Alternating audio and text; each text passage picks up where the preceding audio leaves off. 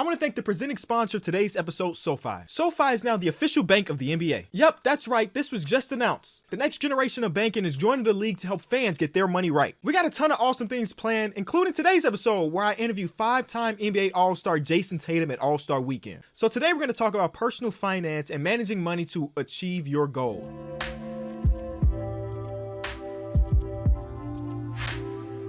I don't know, I drove to the lane.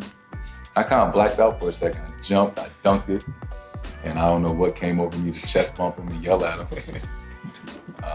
Probably wasn't smart they came back and beat us. But that was something, you know, that moment. I have that picture in my house. I always remember that.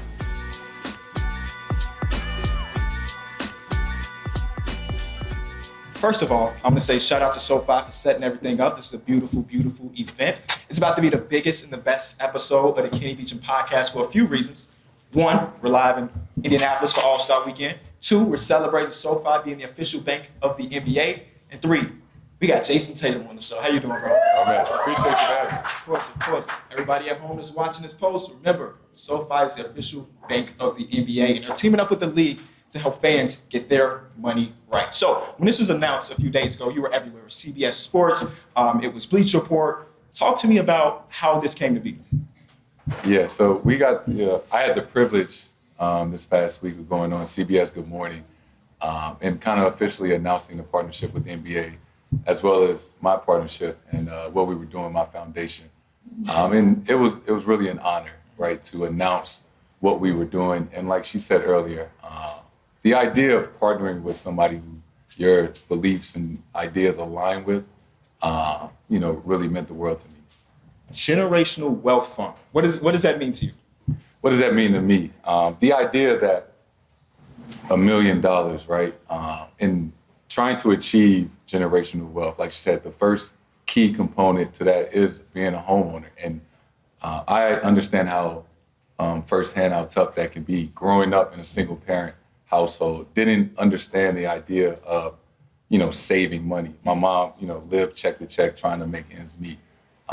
So now that I'm in a position where I can take care of myself and my family, I want to impact and help, people that look like me, people that came from the same environment that I did, and help change their lives and also help educate them so they can help educate others. And why SoFi?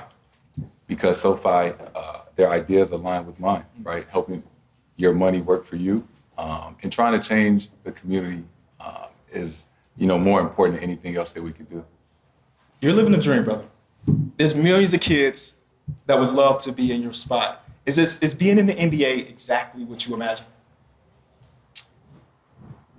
Yeah, it is.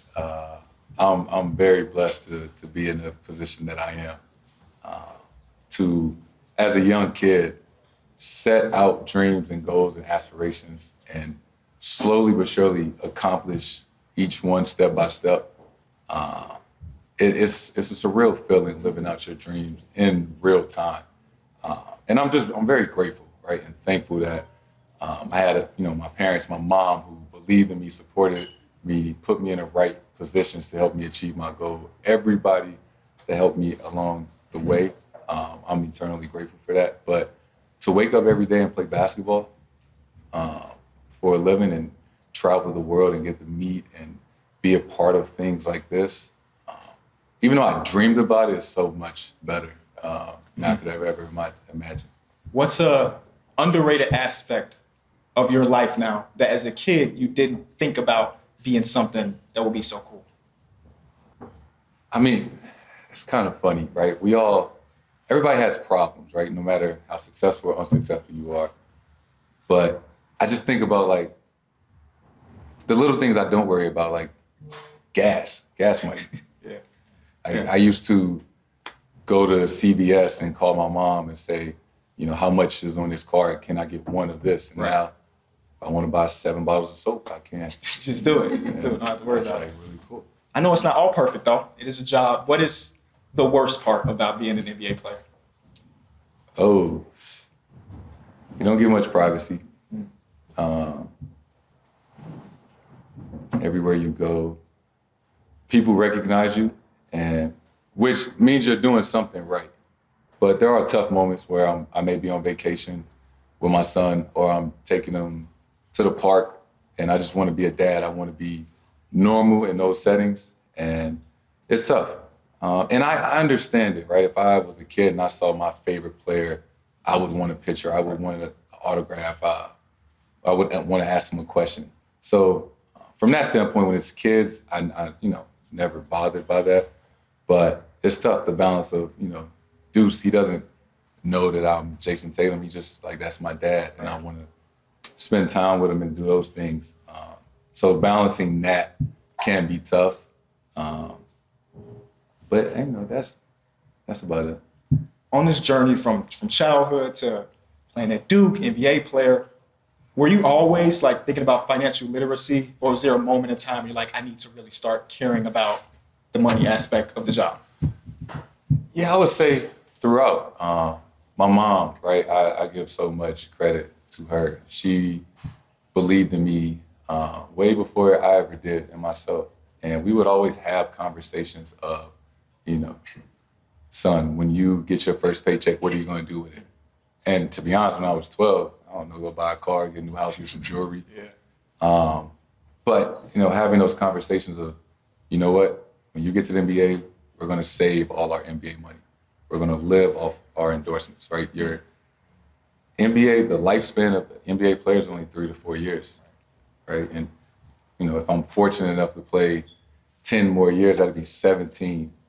But then I'll be 35, and you still have the rest of your life to navigate through that. So, my mom didn't have all the answers, but she put in my mind early that, we were going to do things the right way. We were going to be put in a position where we could, take care of ourselves and our family, and, for my kids and grandkids and great-grandkids, to make sure that they are in a situation where they can achieve, whatever they want to achieve. I'm going to swing over to Duke, because I read somewhere that Jabari Parker was the reason you ended up at Duke. Now, I'm from Chicago. When Jabari was graduating, I was like in my sophomore year, so I knew what he was doing over at Simeon and stuff. But when I was doing my research, it was just a surprising name to see be that impactful to you going to Duke. Why was that? Well, from a basketball standpoint, Jabari Parker in high school was the best player in high school. Yeah. In college, his freshman year, they didn't necessarily do well as a team as they would have liked, but he was as good as it got. From what I saw, 6'8", 6'9", could essentially do everything on the floor. And, I was always a student of the game. My favorite players, I would watch their interviews and things like that, and how well-spoken he was, right? Won Gatorade National Player of the Year, and, that award encompasses, the things you do in the community, obviously what you do on a basketball court, and what you do in the classroom. And, those were the guys I wanted to look up to. And the career, the 1 year that he had to do, from an individual standpoint, was extremely impressive. So I just kind of saw myself following that path of, wanting to be like him while he was at school. And y'all ended up being teammates for a little bit in Boston a few years ago. Did you ever tell him that he was the reason? How was that? For sure. Jabari, great guy. He was kind of like taken back. Obviously because, things didn't necessarily pan out, but he's a great guy, great person. He was a great teammate. And I let him know, like when he got there, that, man, I appreciate you from a distance, the things that you did for me, inspiring me, obviously, because I wanted to, in a lot of ways, follow in your footsteps. And for the most part, I went to Duke because of you. Duke has had a lot of legendary players. I'm going to put you on the spot. You've probably been asked this before. Starting 5 Duke players, former Duke players. I mean, it's tough because is it what you did at Duke? Because I was only there for like 9 months. It's a good 9 months. Good 9 months. Good 9 months. And you can interpret it as you may. It could be what they did the entire hooping career or just their Duke career, either way. Well, I would, in the most humble way possible, say just everybody that came from Duke, I would put myself in the starting 5. I don't think nobody can argue with that. Kyrie Irving. Yep. Grant Hill. Yep. I should have said his name first. Kyrie Irving, myself, Grant Hill. Shane Battier. and JJ Redick. Okay, word. I was waiting to see if JJ was going to make the list. So y'all run it pretty small then. Positionless basketball. It's 2024, right? Yeah, it's 2024. From my research, your final four before you ended up at Duke was Duke, Kentucky, UNC, and St. Louis. Duke and UNC, they kind of hate each other, right? How do you embody that rivalry with them being two of your final four teams going into college? And from my personal experience, I wouldn't necessarily say hate. It's just a really competitive rivalry that happens to be one school is 30 minutes from the other.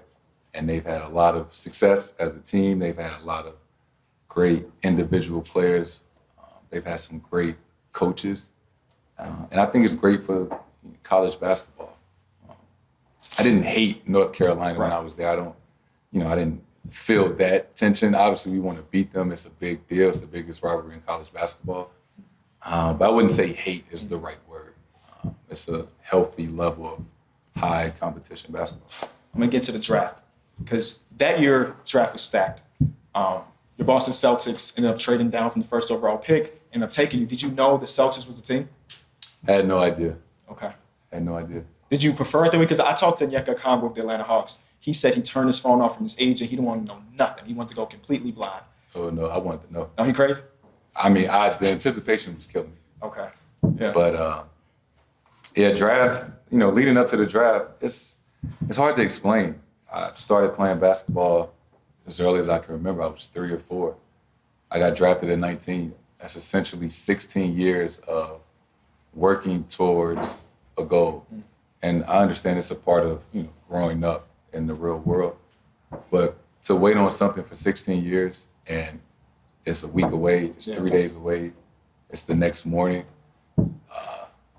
it was unlike anything. And then to hear my name called, that was the best day of my life, hands down. It was the day that all my dreams came true. So how do you not become complacent? You said 16 years working towards this goal. If I work 16 years for something and I got it, I'm pretty cool. So how do you go from that, being drafted 3rd overall, to now being a 5-time All-Star? What's the drive? Again, I give a lot of credit to my mom. I think the environment that I grew up in, right? We might not have had the material things. I was surrounded by love and support. So making it to the NBA was never about driving fancy cars or having a lot of money. It was because Kobe Bryant was my favorite player. He was my idol, and I loved the game of basketball. And I understood how Kobe Bryant impacted my life, how he inspired me from thousands of miles away, even though we had never met. And it was a part of me that I wanted to do that. I wanted to make it to the NBA where I could inspire the next Jayson Tatum, regardless of if he's going to be an NBA player or not, just to inspire somebody to do something that they never thought was attainable. Right. So making it to the NBA was the ultimate goal. But then I slowly realized that I wanted to get better. I wanted more. And it was never about, just being rich and famous. I want to give a huge thanks to today's sponsor, SoFi. SoFi is now the official bank of the NBA. The next generation of banking is joining the league to help fans get their money right. I'm excited to partner with them all season long because we got some big giveaways coming up, but more on that later. Let's talk about banking with SoFi. I love SoFi's checking and saving because you can earn more money on your money. Up to 4.6% APY on your savings, which is 10 times the national average saving rate. When banking with SoFi, in just 5 weeks, the money sitting in your savings account is earning more money than you would in 1 year with a big bank saving account with direct deposit. You get paid up to 2 days early, pay no account fees, and can cash in on up to $300 when you sign up with direct deposit. Terms apply. Visit SoFi.com/banking for more detail. Here's the best part. SoFi is running the zero giveaway all season long. Each week, one lucky fan would get to add a few zeros in their bank account with $10,000 with SoFi. That's insane. All you need to do is hit the link in the description or scan the QR code that's on the screen for a chance to win. There's no purchase necessary to enter to win. Open to only legal residents 18 years or older. Visit SoFi.com/0 for the official rules. I want to say thank you again to SoFi. Celtics were a really good team the year you were drafted. I think they made it to the Eastern Conference Finals.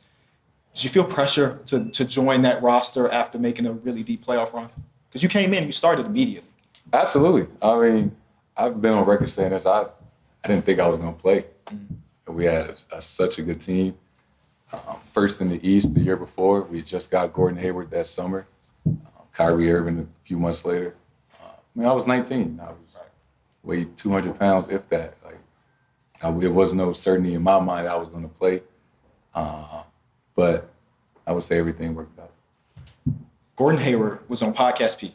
He said when he signed with the Celtics, the idea Danny Ainge threw to him is that him and Kyrie were going to hold it down while you and JB got better and better, and eventually y'all take over. Obviously, things didn't go that way. He got injured. Kyrie was in and out of the lineup. When you were thrust into being kind of like the star of the team that went to the Eastern Conference Finals as a rook, did you and JB talk about, like, man, this is our chance? That year? Yeah. To be honest, I was ignorant. It was my first year in the NBA. I went to the Game 7 to play against LeBron. Yeah. One game away from the finals. In many ways, I thought this was supposed to happen. Right. And I quickly realized how hard it is to get to that point, and how hard we had to work as a team to get there. And you quickly learn through experiences, just through years in the NBA. So no, I wouldn't say at that moment that I could visualize or I knew. But I quickly realized that as if I got older and my game continued to grow, that I could be something special in this league. Your very first shot as an NBA player on record was blocked by LeBron.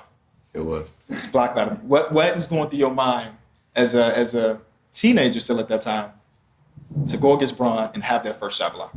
After he blocked it? Yeah. I was like, oh, shit.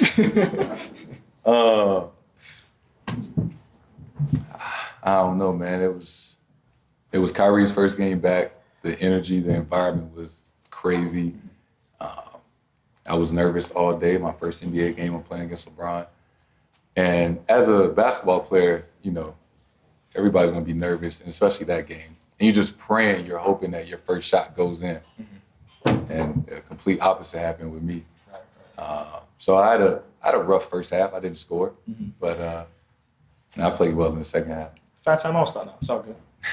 You also, later in that season, you talk about how you were going against LeBron in the Eastern Conference Finals. You got him back. You dunked. How was that moment? You go from being blocked by him your first game to dunking on him later in that season. Yeah, tale of two stories. And it felt like two different seasons, right? October 18th, and then fast forward, it was May 30th of 2018. So 8-9 months later, I just felt like a totally different player. I had experienced so much in that 9 months, and to go against him in the Game 7, right, to go to the NBA Finals, I don't know. I drove to the lane. I kind of blacked out for a second. I jumped, I dunked it, and I don't know what came over me to chest bump him and yell at him. Probably wasn't smart. They came back and beat us. But that was something, that moment. I have that picture in my house. I always remember that. I'm going to switch back to finances. What about the way money is managed do you want to kind of say to the next generation, the younger people in the community? There's really so many misconceptions about finance and about money. And there's a lot of things that it's kind of you don't know what you don't know, right? And for me, I didn't know about a savings account growing up. My mom didn't have a savings account. And to the next person, that might just be second nature. But there's a lot of kids that grew up, the same way that I did. And there's a lot of people that think oh, as soon as you get drafted, just when you walk on the stage, they just direct deposit millions of dollars into your pocket. And it's it couldn't be any further from the truth.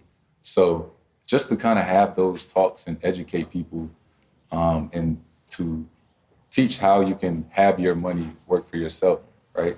Saving, investing in the right things is important. You said that Michael Jordan himself, he picks out Team Jordan, handpicked. What's that moment like when Jordan or Team Jordan hits you up and say, Mike wants you on the roster? I mean, it's the ultimate sign of respect. It's the greatest player to ever play. After my second season in the league, to kind of get that call to transition from Nike over to Team Jordan brand, to eventually turn into having my own signature shoe, to now We're on the second one that comes out next week or in 2 weeks. And then, you know, to get to meet him and have a relationship with him and talk to him, you know, he's the GOAT. He's, you know, everything you could imagine that he is. Okay, so we're from Chicago, and Jordan there, and I guess in the whole NBA world, he's like this mythical figure. Yeah. When we were in Cleveland, when they did the NBA 75 and everybody was there, like I'm in the arena, section 200, Mike comes out, and I felt everything shift. Is it like that, like every time you see him? Every single time. He has that aura about him where, you know, the energy in the room just gravitates towards him, regardless of whoever else is in the room. Large crowd, small, intimate crowd like this. He doesn't even have to say anything. He just walks in and it's like you just know.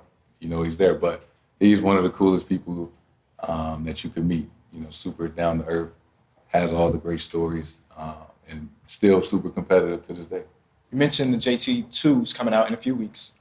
I also heard you say that the JT3s are almost done. Yeah. What's the process like of having your own signature sneaker? How much of it are you in on? Very involved, very invested. And I think the consumer, they can tell when you put in the time and the effort to see this idea transform into a reality. It's really an 18-month process. Mm-hmm. Each shoe, from the day that you first come up with the design to the day it comes to retail, is an 18-month process. So that's why, a third of the way through, the Tatum 1, the Tatum 2 is done, and now the Tatum 3 is done, and we're talking about the Tatum 4, but the Tatum 2 still hasn't come out yet. So it's just a cycle you just have to keep up with. So before we get out of here, I want to hit you with some rapid fire questions, all right? The first one, how much do you think about your personal finance? How much? Yeah. Every day. Every day. Honestly, every day. Growing up on your journey to the league, who was an underrated hooper who gave you trouble? Like before I got to the NBA? In the NBA, before you got to the NBA, anytime. Just like you had trouble stopping this player. Honestly, the first person it was my first preseason game, 2017. I played against the Hornets, and Nicholas Batum was on the Hornets. And people might not have guessed his name, but yeah. That was kind of like besides LeBron, that was my first welcome to the NBA moment. So me and the guys always talk about Nick Batum because he's one of the players in the league that catches with no dip and gets a shot up, and we just admire that. We don't hoop like y'all, but the idea of just catching and no matter where you got it and you get it up, so it's cool to hear his name. What is the first thing you bought when you felt like you made it? Ooh. I felt like I made it. I bought myself a Range Rover. Okay. Not gonna lie, I did. We always see and hear the stories about rookie duties. I remember when Romeo Langford was on your squad, I think Marcus Smart sent him to Chipotle, and the price was $4,000. Did you have rookie duties, and what were they? Honestly, I would have to bring soap on the road, so I would put in a locker 4 bottles of soap so that the guys could use it. And I would have to pass out towels after practice and after the game. But that was it. And then shout out to our equipment guy, Andy. Halfway through the season, when I started trending upward, Andy started taking care of the soap. He's that guy. So, you don't need the soap. Okay. The very last question. Something I think a lot of fans would like to see eventually. One-on-one tournament, 3 dribbles. Who would win that tournament if everybody in the NBA was in it? Even the big man? Yeah. I mean, Joel Embiid with 3 dribbles can put in that work. I know. So it's like boxing. You got to have a weight class. Would you like to see it guards, forwards, and then bigs or something like that? Yeah, because you don't want to see Embiid play against Steph Curry. Right. Okay. So let's break it up. The guard winner. So I would say 6'5" and under. Okay. 6'1" and 6'5". Who wins that division if it's 6'5" and under? Kyrie's tough to beat. That's what I thought you were gonna say. I ain't gonna lie. What about the forward division? Myself. Expected that too. In the big position? I would give it to Embiid. Embiid. But I think people would love to see that. Yeah. I would be all for a one-on-one tournament at All-Star Weekend. Silver, you heard that. We need to make it happen. We need to make it happen. Can we get a round of applause for Jayson Tatum?